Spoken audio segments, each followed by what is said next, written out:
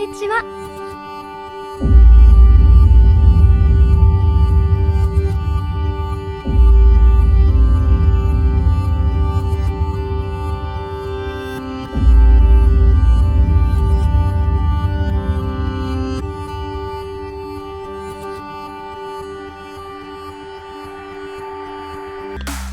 Halo pemirsa, para otaku sekalian, selamat datang di channel Animeku Rebia. Bagi pemirsa yang belum tahu cerita awal anime ini, silahkan Anda klik link di atas, yang di sebelah kiri paling atas, oke? Untuk lebih tahu cerita awal dari anime Tensei Shitara Slam Dataken ini, bagi yang sudah nonton video sebelumnya, yuk kita lanjut. Penjelasan lengkap episode 3 dan 4 anime Tensei Shitara Slam Dataken ini, dimana episode 1 dan 2 telah dijelaskan proses reinkarnasi Rimuru dan pertemuannya dengan Veldora, juga langkah awal Rimuru keluar dari Luyon dan membantu para monster hutan, yakni pada monster Goblin. Dan di episode 3 ini, cerita diawali dengan Rimuru melihat dan mengamati desa para goblin. Goblin-goblin yang terlihat sangat lemah oleh Rimuru Tempest, dan Rimuru sangat merasa iba.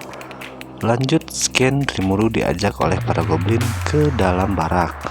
Ternyata dalam barak di desa goblin, banyak dari anggota goblin yang telah kalah dari pertempuran dan luka yang diakibatkan oleh pertempuran antara goblin dan Direwolf.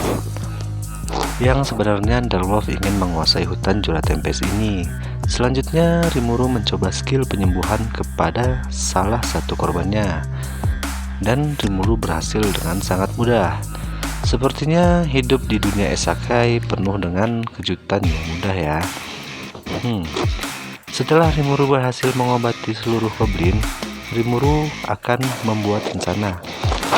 Di sisi lain, pasukan Direwolves bersiap untuk menyerang desa goblin. Di desa goblin, Rimuru berhasil membangun pagar pembatas yang mengelilingi desa goblin, yaitu dari balok-balok kayu dan kayu-kayu hutan. Dan serangan pun datang dari pasukan Direwolf di malam harinya.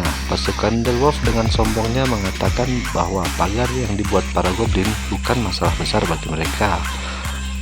Ketua Direwolf pun langsung menyerang Rimuru yang saat itu sedang menunggu.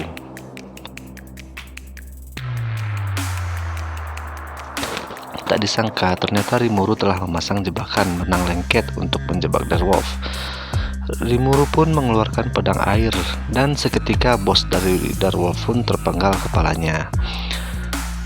Rimuru meminta para Direwolf untuk tunduk pada Rimuru atau mati. Ternyata Direwolf memiliki bahasanya sendiri. Rimuru akhirnya menggunakan skill pemangsa untuk memangsa Direwolf yang telah dikalahkannya. Rimuru berhasil mendapatkan skill berbicara, dan skill dari Direwolf juga dapat berubah wujud menjadi Direwolf. Lalu dia menyerang balik dengan suaranya. Rimuru yang mengharapkan Direwolf kabur karena tidak ingin membunuh, malah terjadi hal yang tidak diduganya. Pasukan Direwolf tunduk pada Rimuru dan berjanji akan menyembah Rimuru sebagai pemimpin pasukannya.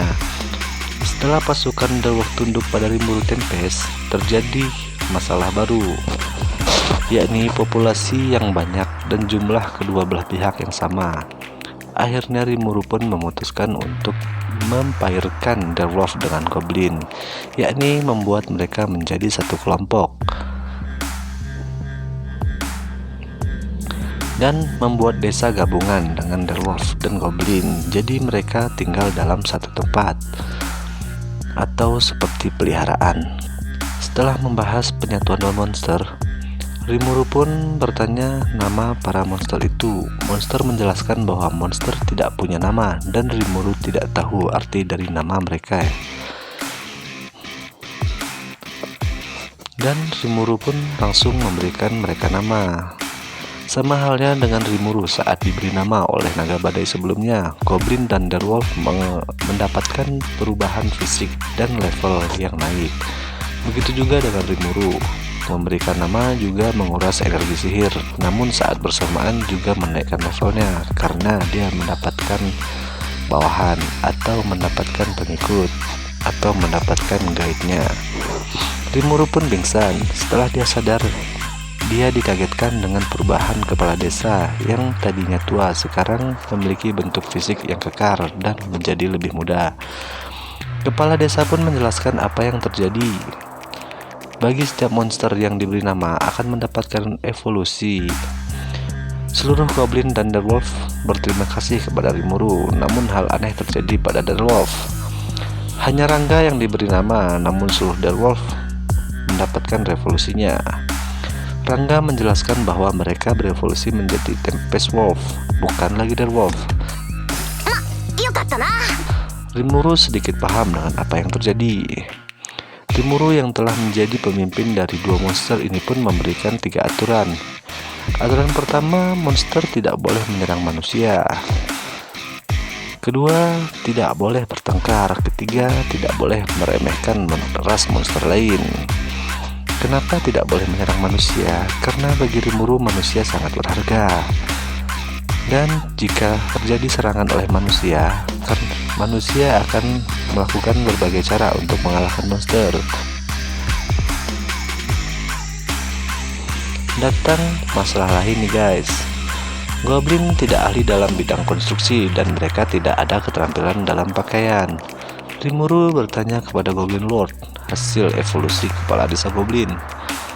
Jika tidak dapat membuat pakaian, lalu mereka mendapatkannya dari mana? Goblin mendapatkan pakaian dari seorang yang pernah berdagang ke desa mereka. Siapakah mereka? Mereka adalah dwarf yang tinggal di Dwargon.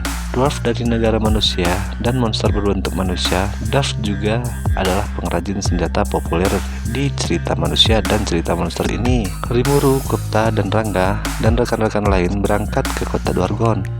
Dwargon merupakan kota yang cukup besar. Akhirnya Rimuru, Gupta, Rangga, dan rekan-rekan lain berangkat ke kota Dwargon. Dwargon merupakan kota yang cukup besar. Sekian episode 2 pun diakhiri dengan perjalanan Rimuru Tempest menuju kota Dwargon. Pengen tahu cerita selanjutnya? Oke, ingin tahu lebih mengenai Rimuru Tempest? Yuk support saya dengan klik tombol like dan subscribe. Juga bagikan video ini kepada teman-teman Anda agar saya semangat dalam membuat review anime-anime ini. Next episode ke episode 4. Tunggu video selanjutnya ya.